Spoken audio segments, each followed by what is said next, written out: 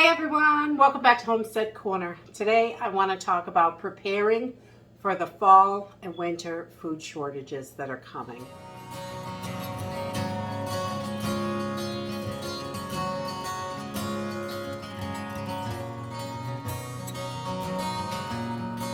Crops all over the globe really have been affected by so many different things this past year and the year before.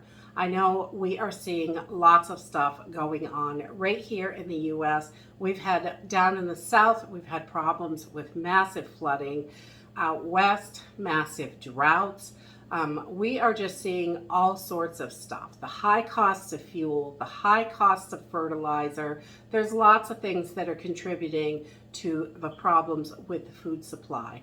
So I think it is extra important to really look at these issues. If you look at the USDA website, the numbers are starting to come out for the harvest season, which they're not as great as a lot of people had hoped for, but it's just the beginning of it, and just seeing a little dip in the amount that they had thought they were going to get, even 5%. It doesn't seem like a whole lot, but when other places in the world are 50% lower and 30% lower, it really is going to make a big difference on the supply of food because, again, it's a global market. We really have to pay attention to this, and we need to be prepared for things to get tight over the fall and winter. Although we're still seeing holes in the grocery store, I know last year was really low on the potato harvest, and we are seeing lots of problems with potatoes in our local grocery stores.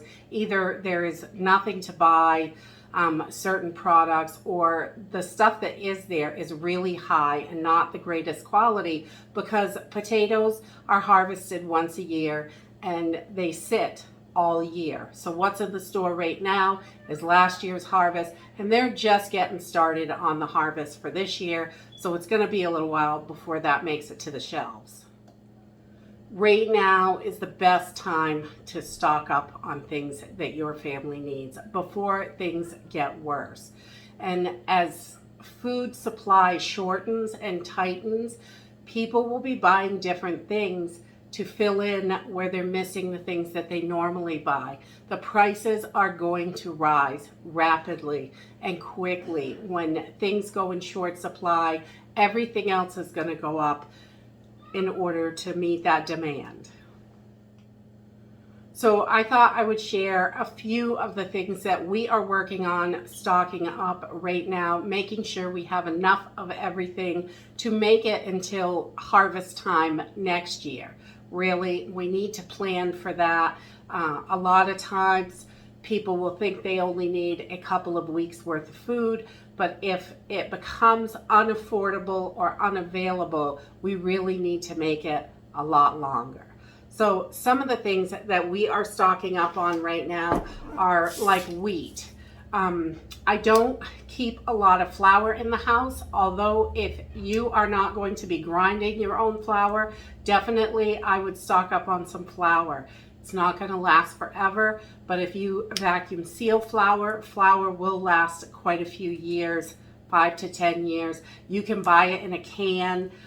This is wheat berries, and these are wonderful because they can be ground into a flour. They can also be cooked as is. You can add them to all sorts of stuff, salads, meals. You can make tons of things with wheat berries, and we like to keep a lot of wheat berries on hand because they are super handy, and you can freshly grind these when you need them or throw some in a pot and boil them, add them to salads. You can add seasonings. You can do tons of stuff. Really, it's a nice way to go. If you're going to store wheat berries, you want to make sure you have a grinder if your plan is to grind it. Also, other wheat products. Pasta is another one. Whatever kind of pasta you eat. Some people eat specialty pasta. Some people just eat regular. When the supply gets low, people are going to buy what's available. So what you normally buy may be in good supply right now, but in the future, when other things run out, it definitely could be a problem with other people are going to need it as well.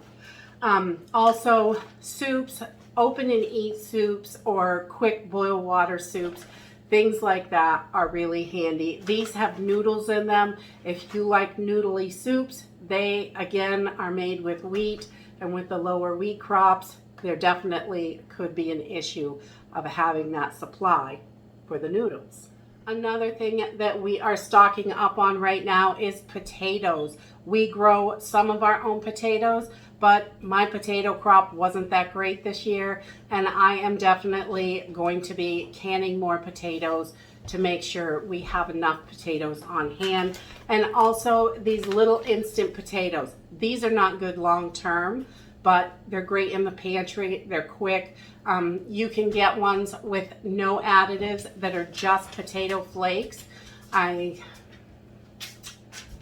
think the Hungry Jack ones, or there are, check your labels, because you want to make sure if you want to store them long term, you want to make sure there's no additives. It is just potatoes, because those additives will make it go rancid over time. But these are going to last in your pantry for about a year. I've never had an issue with them. You don't have to repackage them. These have just a little butter in them, but it would go rancid if I tried to keep it for 10 years. It would not be good. It would be awful. Instant potato flakes are great for all sorts of stuff. Thickened soups, potato cakes, tons of different options. You can put them on the side. You can put your soups over potatoes or rice or whatever. There are tons of options for instant potatoes. And we always love canned potatoes. They make excellent home fries. They're great for potato salad. They are good to toss in soups, anything like that. Potatoes, definitely a must. And canning potatoes yourself is super easy. And if you can't can, you can definitely buy canned potatoes at the grocery store. The next thing that we are stocking up on is tomato products. Sauces, diced tomatoes, crushed tomatoes, tomato soup, anything like that. We're stocking up on those things right now because we want to make sure we have enough. With the drought out west, there has been a lot of problems with harvest of tomatoes in California. So making sure you have enough tomato products for what you normally use is definitely going to be a great idea.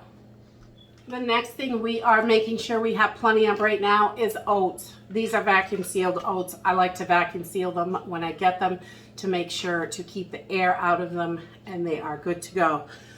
So they're good a long time in storage.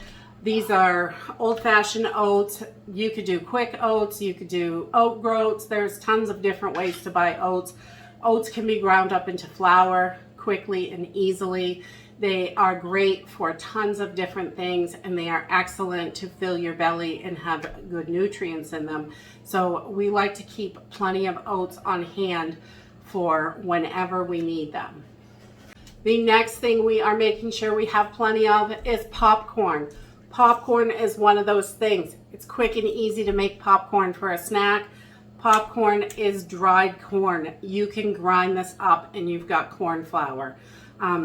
Definitely an excellent item to have.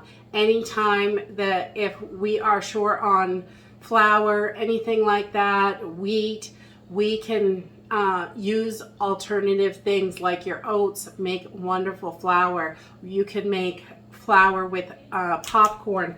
We're also stocking up on rice. Rice is another one. They had a lot of droughts in California, and California grows quite a bit of rice actually, and so does down south in the Mississippi, Louisiana, Arkansas area. They grow the most rice in the country, and they have had massive flooding, which has destroyed a lot of stuff. So rice can definitely be a problem also in the future, but rice makes excellent flour as well. You can use alternatives. So when you don't have wheat or whatever your normal flour is that you like to use, there are tons of things that you can keep on hand to make an alternative, definitely. As things tighten up and things start to disappear from the shelves, definitely think about those alternatives. What else could you use? You may have to adjust your recipes. Rice flour is going to be very different than wheat flour in a recipe, but you can adjust those recipes and make it work, or cut it half and half. I have done that with a lot of different things. Coconut flour, cornmeal, you could use all different sorts of stuff. If you cut it half and half, a lot of times the recipe will still work pretty similar to the way that it was.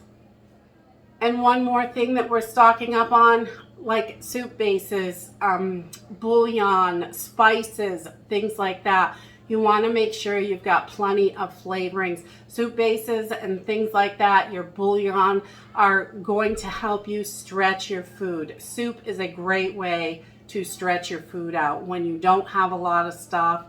Adding some potatoes and making a casserole or making a soup or anything like that is going to help you stretch your food even further. We do a lot of soups with leftovers and things like that. If we've got leftover chicken or leftover ham, we will add it to some sort of soup or casserole to make another meal with it and just stretch that as far as we can. And that's something that we all need to be keeping in practice, is using those leftovers and making sure we're stretching our food as far as we can. With the cost of it, you cannot afford, nobody can afford to throw food away anymore. No one can afford that.